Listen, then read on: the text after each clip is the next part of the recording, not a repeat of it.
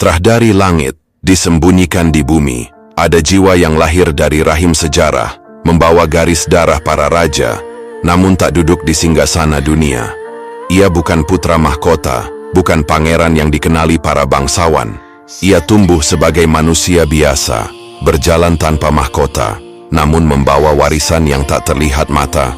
Ia disebut sebagai anak zaman, pewaris sunyi dari kerajaan yang telah runtuh, namun bara spiritualnya tetap menyala. Ia pernah jatuh dalam hidup, difitnah, dikhianati, dipukul keadaan. Berkali-kali ia tertunduk, namun tak pernah benar-benar runtuh.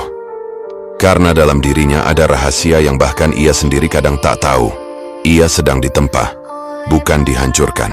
Di saat banyak orang berlari mengejar pangkat dan pujian manusia, ia justru ditarik menjauh dari keramaian, dibersihkan dari cinta dunia, bahkan oleh kehilangan orang-orang yang ia sayangi.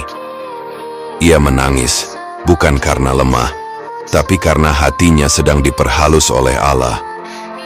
Di malam yang panjang banyak manusia tidur sementara ia terjaga, memegang tasbih yang usang, menyebut nama Rabb-Nya dalam kesunyian.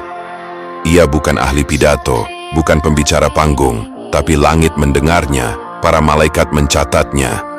Sebagian orang mencacinya, sebagian meremehkannya, sebagian bahkan menertawakannya.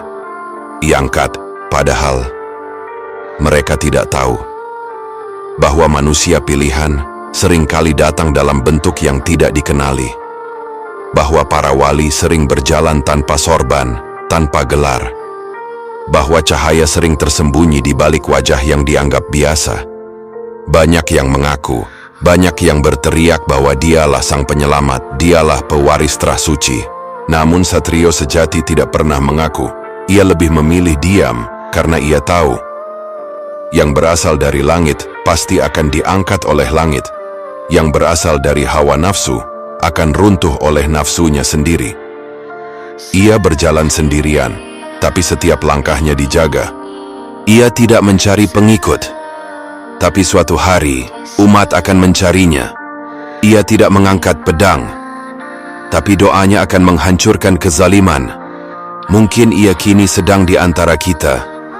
Mungkin ia sedang berziarah, sedang berjalan di gang kecil, sedang sujud di masjid kampung, sedang mengusap kepala anak yatim, sedang istighfar di malam buta, sementara orang-orang tak menyadari cahaya yang ia bawa, karena tugasnya bukan untuk terlihat, melainkan untuk hadir saat semua pintu telah tertutup, dan manusia tak lagi punya tempat berharap selain kepada Allah.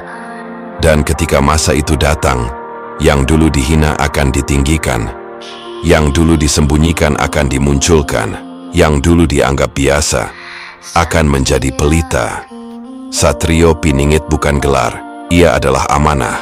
Dan siapapun yang sedang ditempa dengan kesabaran, ujian, dan zikir, bisa jadi ia sedang berjalan menuju takdir itu.